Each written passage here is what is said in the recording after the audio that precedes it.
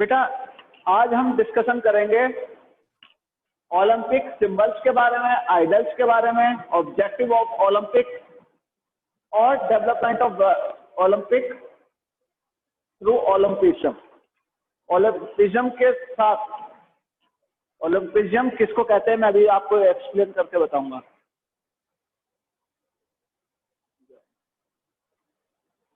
चलिए सबसे पहले हम बात करते हैं ओलंपिक सिंबल्स की। सिंबल्स क्या होता है बेटा? सिंबल्स कहते हैं किसी भी चीज को जो आइडेंटिफिकेशन होती है उसकी।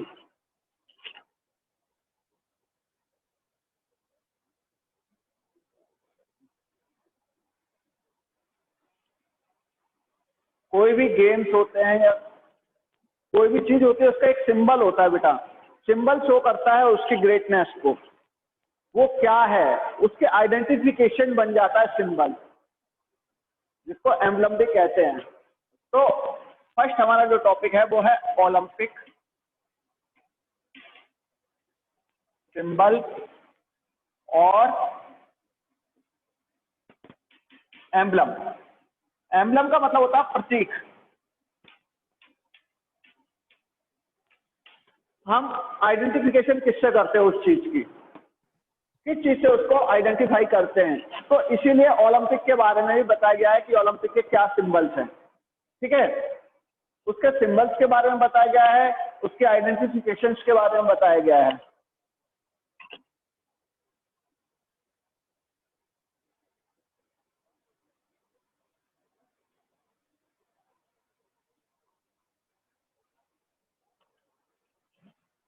सबसे पहले मैंने आपको बताया था कि ओलंपिक फ्लैग के बारे में। जब मैंने ओलंपिक फ्लैग के बारे में आपको बताया था तो मैंने क्या चीज बताई थी कि बेटा उस पर 5 रिंग्स होते हैं इस टाइप के।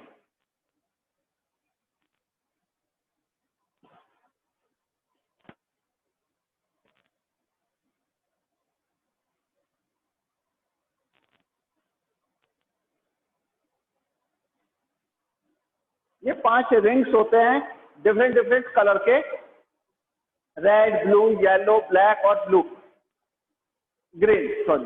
तो 5 कलर के मैंने आपको बताया था ना जब ओलंपिक फ्लैग पढ़ाया था आपको। Yes sir. हाँ, तो जो फ्लैग के ऊपर बेटा जो रिंग बने हुए हैं 5 कलर्स के, ठीक है, 5 कलर्स के जो रिंग हैं अगर उसको कहीं भी शो कर दिया जाता है तो मीन्स टू से कहने का मतलब ये है कि this are the symbol of Olympic. ये ओलंपिक है। जैसे हम कोई भी गाड़ी देखते हैं, है ना, जैसे और तो उसमें ऑडी को आइडेंटिफाई करते हैं तो उसमें भी ऐसे सेम रिंग्स होते हैं। तो वहां में पता चलता है कि ऑडी है, उस पर चाहे लिखा हो या ना लिखा हो उसके सिंबल बन चुका है वो ऑडी का, ठीक है।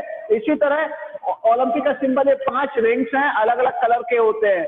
ऐसा नहीं है कि अगर 5 रिंग कहीं भी आपको दिखाई दे, इस तरह के कोई भी रिंग्स दिखाई दे आपस में जुड़े हुए इस तरह से, तो आप कहोगे ये ओलंपिक है। No, this is not Olympic, this is the Olympic symbol, these are. और इसके कलर होते हैं पर्टिकुलर। अगर कोई इस तरह का है बेटा, 5 हैं, पर उसमें जो कलर जो है पर्टिकुलर वो कलर नहीं है जो ओलंपिक के कलर हैं, then you will say these are not symbol of the Olympic.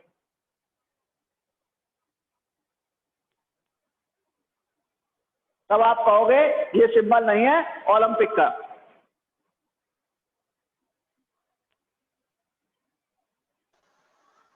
इसके अलावा वहां पे कुछ वर्ड भी लिखा गया है, ओलंपिक के लिए कुछ वर्ड भी लिखे गए हैं। कुछ वर्ड थे जो मोटो है। मोटो मैंने आपको बताया क्या था, सीटीएस, एलटीएस और 40S। 40S, सीटीएस, एलटीएस और 40S, ये आपको मैंने बताया था। और ये क्या है, ये भी अगर आप कहोगे सीटीएस, एलटीएस और 40S, this are also symbol of Olympic. ये वर्ड हैं जो ओलंपिक के लिए यूज किए जाते हैं उसके सिंबल के साथ में। तो ये सिंबल है बेटा, ठीक है। Yes sir. हाँ, ये सिंबल बताया गया है जो 5 रिंग्स होते हैं डिफरेंट डिफरेंट टाइप के और आपस में जुड़े होते हैं जो ओलंपिक के कलर हैं बेटा। बार बार मैं ये बोल रहा हूँ, अगर किसी में स्काई ब्लू कलर है, 5 है ये इस तरह से, 4 कलर सेम है, एक स्काई ब्लू है, that time you will not say कि this is a not symbol of Olympic. Reason behind it, reason is that कि इसमें स्काई ब्लू कलर होता ही नहीं है, ये भी आपको याद रखना है, ठीक है।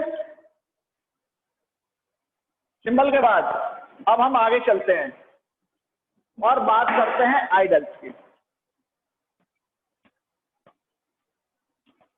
ओलंपिक आइडल्स, आइडल्स क्या होता है बेटा जी?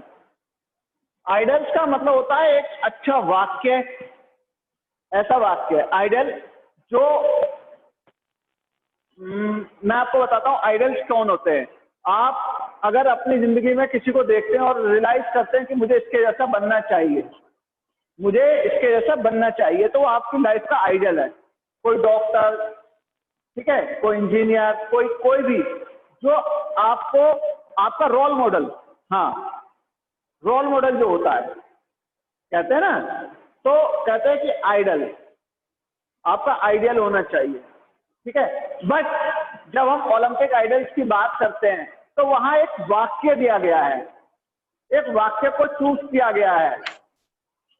बिशप पेनिसिलवस से एक बहुत बड़े उपदेशक थे, बिशप पेनिसिलवस एक बहुत बड़े उपदेशक थे, बहुत बड़े फिलोसफर थे। उन्होंने एक सेंटेंस दिया था,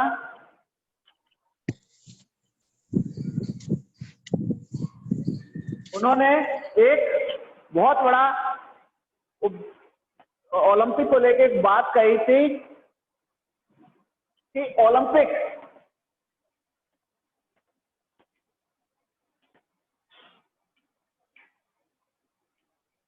नॉट टू विन,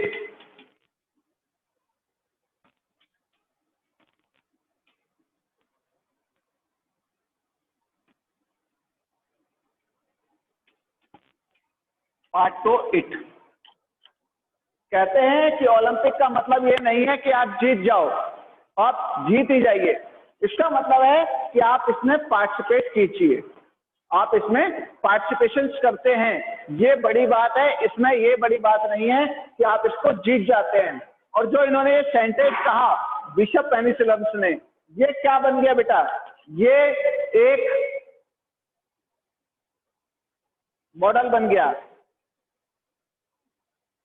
ये एक आइडल्स बन गया, एक शब्द बन गया। जैसे क्या कहा जाता है, life is not victory but there is a struggle, कि जिंदगी केवल जीतने के लिए नहीं है, संघर्ष करने के लिए भी होती है। जिंदगी केवल लाइफ जो है जीतने का नाम नहीं है, उसमें संघर्ष भी करने होते हैं। इसी तरह कि ओलंपिक में जीतना ही नहीं है, उसमें पार्टिसिपेशन करना ही महत्वपूर्ण है। It is important, you are the part of the Olympic, it doesn't matter you win or lose, आप जीतते हो और हारते हो ये मैटर नहीं करता है, मैटर करता है कि आप पार्ट हो ओलंपिक का, ठीक है।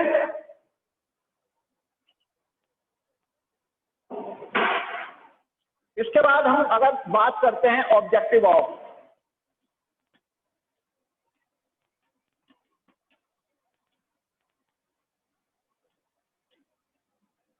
ओलंपिक की, ओलंपिक के क्या काम है? बहुत सारे काम है, अगर हम गिनाने जाएं तो बहुत सारे काम है, पर उसके मेन जो काम होते हैं, मेन मतलब मुख्य काम जो होते हैं उसके, सबसे पहले एक अच्छा सिटीजन बनाना, एक अच्छा सिटीजन बनाना, अपनी कंट्री का एक बहुत अच्छा सिटीजन बनाना, ये सबसे पहला काम होता है।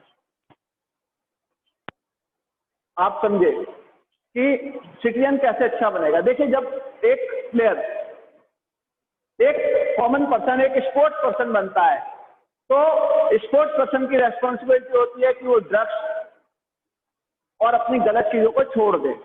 कोई भी पर्सन जो गलत चीजों को छोड़ देता है वो सोसाइटी के लिए बहुत ज्यादा बेनिफिशियल होता है। छोड़ देता नहीं है, जो लगाता ही नहीं है इन चीजों को, गलत एडिक्शन को अपने साथी में लगाता वो बेटर होता है। जैसे सोसाइटी के अंदर बेटा players, doctor, engineers, policeman, army person, ठीक है, और बहुत सारे टीचर्स, ये सारे लोग क्या करते हैं, they develop to the society और help to develop the society, help करते हैं सोसाइटी के डेवलप करने में।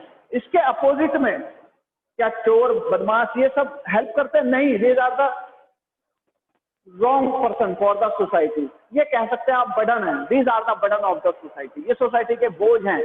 क्रिमिनल माइंड जो पर्सन होते हैं वो कहीं ना कहीं सोसाइटी को नीचे ले जाने का काम करते हैं, एक गलत सोसाइटी क्रिएट करने का काम करते हैं। तो जब हम ओलंपिक की बात करते हैं तो ओलंपिक सबसे पहले एक अच्छा सिटीजन बनाता है, क्योंकि एक अच्छा सिटीजन बनेगा वही अच्छा स्पोर्ट्स पर्सन बनेगा और वही ओलंपिक में पार्टिसिपेट करेगा। दूसरा, फिजिकल स्टेटस को सुधारता है, लोगों के फिजिकल स्टेटस को सुधारता है। बहुत सारे मोटिवेट होते हैं लोग जब ओलंपिक को देखते हैं, तो बहुत सारे लोग इससे क्या होता है, मोटिवेट होते हैं, और मोटिवेट होने के बाद वो फिजिकल पे कंसंट्रेट करते हैं और फिजिकल एजुकेशन को एक कंपलसरी सब्जेक्ट बनाते हैं। These are the some object of the Olympic. ये कुछ ऑब्जेक्टिव हैं ओलंपिक के बेटा, जिसके बारे में मैंने आपको बताया कि एक अच्छा पर्सन बनाना, हेल्थ के लिए कोशिश करना और हेल्थ को डेवलप करना, फिजिकल एजुकेशन को पर्टिकुलर पार्ट बनाना, ये कुछ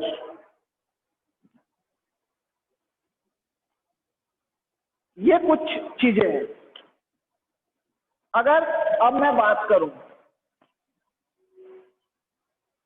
जो वैल्यू है,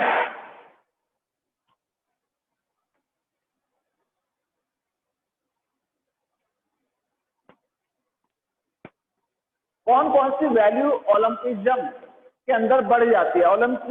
ओलंपिज्म क्या होता है बेटा? ओलंपिज्म होता है जो ओलंपिक में पार्टिसिपेट करते हैं, जो ओलंपिक में पार्टिसिपेट करते हैं वो ओलंपिज्म कहलाते हैं, ठीक है। जिन्होंने पार्ट करना है उनके अंदर कौन कौन सी क्वालिटी डेवलप हो जाती है, कौन कौन सी वैल्यू बढ़ जाती है? तो सबसे पहले उनके अंदर फ्रेंडशिप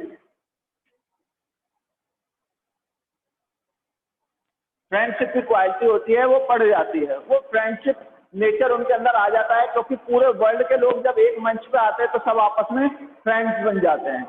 वहां सब एक स्पोर्ट्स पर्सन की तरह बिहेव करते हैं। कोई ये नहीं कहता ये इंडियन है या ये पाकिस्तानी है, ये जर्मनी का, ये नहीं, these all are sports person.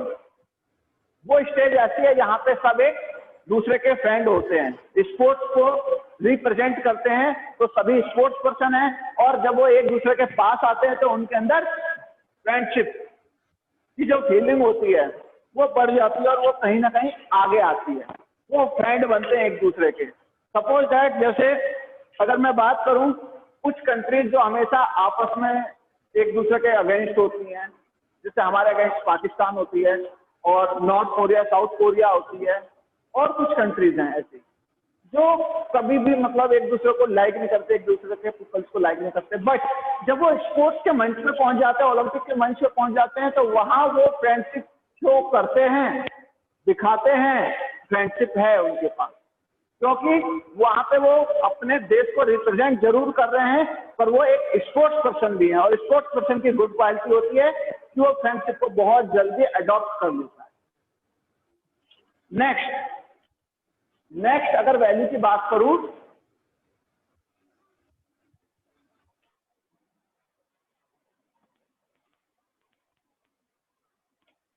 Solidity, ठीक है। सॉलिडिटी का मतलब होता है सॉलिड होना, मिल जाना, एकदम संगठन में आ जाना, मजबूत, सॉलिड। अगर आप बात करते हैं कॉमन वर्ड की, कॉमन चीजों की, तो वहां पे सॉलिड कहते हैं कि भाई सॉलिड है, मजबूत है। तो वहां मजबूत ऑर्गेनाइजेशन बनती है, संगठन बनता है। वहां सब एक दूसरे को आपस में जब फ्रेंडशिप होगी तो उनके अंदर एक दूसरे के प्रति जो फीलिंग होती है, नेगेटिव फीलिंग होती है, वो जाती है और पॉजिटिव फीलिंग आती है। तो वो एक दूसरे के क्लोज जब आते हैं तो उनके अंदर सॉलिडिटी की जो फीलिंग होती है, मतलब भाईचारा बढ़ाने की, भाईचारा बढ़ाने की फीलिंग जो होती है वो कहीं ना कहीं बहुत तेजी से इंक्रीज होती है और वो एक दूसरे से मजबूत से जुड़ते हैं। बाय फीलिंग वो एक दूसरे से अटैच हो जाते हैं। सॉलिडिटी।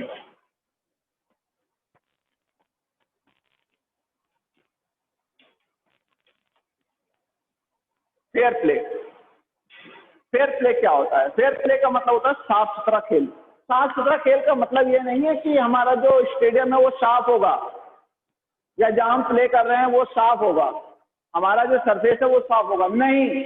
गेम के अंदर हमारी फीलिंग होनी चाहिए, हमारे गेम के अंदर जो स्पोर्ट्स पर्सन होते हैं, ओलंपिजियंस होते हैं, ओलंपिजियंस की ड्यूटी होती है कि वो अच्छा खेल दिखाएं। कैसा? जिसमें किसी के लिए कोई डिस्क्रिमिनेशन ना हो, भेदभाव ना हो, कोई रूल एंड रेगुलेशंस के अपोज ना करे। अपोज का मतलब उसको तोड़े ना, ब्रेक ना करे, जो रूल एंड रेगुलेशन बने हैं उसको फॉलो करे, ठीक है, और पूरी ईमानदारी के साथ प्ले करे, फेयर प्ले करे। मतलब कोई चीटिंग, कोई ऐसी चीज ना करे, क्योंकि बिशप पेनिसिलियस ने क्या कहा था? जीतना मैटर नहीं है, मैटर क्या है? पार्टिसिपेशन, और वो भी अच्छे तरीके से। This is the original thing of Olympic. ये असली चीज है ओलंपिक की कि आप पार्टिसिपेट कर रहे हैं वो भी अच्छे तरीके से, बिल्कुल फेयरली। वहां कोई किसी तरह की प्रॉब्लम आप क्रिएट नहीं कर रहे, बहुत अच्छी तरीके से। मैंने बताया था Olympic oath, I told you about the Olympic oath. What is the Olympic oath?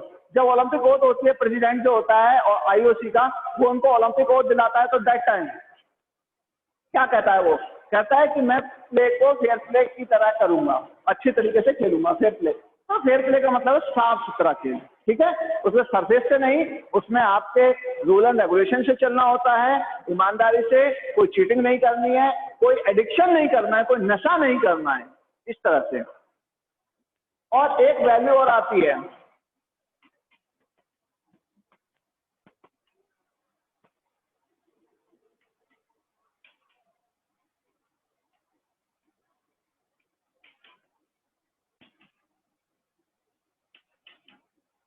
free from discrimination. This is the fourth and last valuable value of Olympians. जो ओलंपिजियंस होते हैं उनकी बहुत बड़ी क्वालिटी होनी चाहिए, या वो डेवलप कर लें अपने अंदर, और कर देते हैं तो वाकई में स्पोर्ट्समैन स्पिरिट होती है। क्या है? Free from discrimination. डिस्क्रिमिनेशन से अलग, बिल्कुल भेदभाव रहित, किसी के साथ कोई भेदभाव नहीं होगा। जो प्लेयर हैं, ओलंपिज्म हैं, वो किसी तरह का कोई भेदभाव दूसरे प्लेयर्स के साथ नहीं करेंगे। क्यों? जैसे अगर मैं बात करूं, एशियन है, यहाँ रंग थोड़ा, मैं रंग के ऊपर बात करता हूँ, कलर्स के ऊपर बात करता हूँ कि जो पर्सन्स होते हैं डिफरेंट डिफरेंट कलर के होते हैं। हमारे यहाँ नॉर्मल होते हैं, यूएसए में क्या होता है? ब्लैक और बहुत ज्यादा व्हाइट होते हैं। अफ्रीका की बात करूं तो वहां के लोग थोड़े ब्लैक होते हैं, ठीक है। तो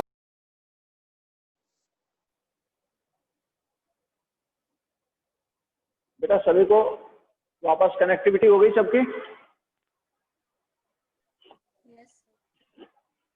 yes sir. Yes sir. Free from discrimination. तो वहां पे मैं बात कर रहा था, जब फ्री फ्रॉम डिस्क्रिमिनेशन होता है तो किसी भी तरह की भेदभाव किसी के कलर को लेके, किसी कंट्री को लेके, जैसे हम बात करते हैं कि सोसाइटी कैसी होती है, सोसाइटी में अमीर और गरीब दोनों तरह के होते हैं, इसी तरह कंट्रीज की बात करते हैं। कुछ कंट्रीज बेटा ऐसी है जो बहुत गरीब हैं, ठीक है, और कुछ बहुत ज्यादा रिच हैं, ठीक है। तो इस तरह का कोई भी जब प्लेयर एक मंच पे होते हैं, किसी भी कंट्रीज के आते हैं, अप्रोक्सीमेट 206 कंट्रीज के सारे मेंबर्स, हर कंट्री से एक ना एक प्लेयर पार्टिसिपेट जरूर करता है, ओलंपिक के अंदर क्वालिफाई कर लेता है वो, तो पार्टिसिपेशन जरूर करने जाता है। जब वो पार्टिसिपेशन करने जा रहा है तो ये पता नहीं होना चाहिए वहां के प्लेयर्स को कि ये पाकिस्तान से है, ये पता जरूर हो कि इंडिया से है, ये जर्मनी से, बट कोई माइंड में डिस्क्रिमिनेशन ना रहे। बट बेटा ये अनफॉर्चुनेटली ये एक बहुत बड़ा लेक पॉइंट, कमी का पार्ट है ओलंपिक के अंदर। क्यों? क्योंकि इसका एक एग्जांपल है, जब 1936 का 1936 का बर्लिन ओलंपिक हुआ था, जो जर्मनी के अंदर हुआ था। तो वहां पे एडल्फ हिटलर हुआ करता था, वहां का चांसलर। हमारे यहाँ से प्राइम मिनिस्टर वहां चांसलर होते हैं, तो वो चांसलर थे हिटलर।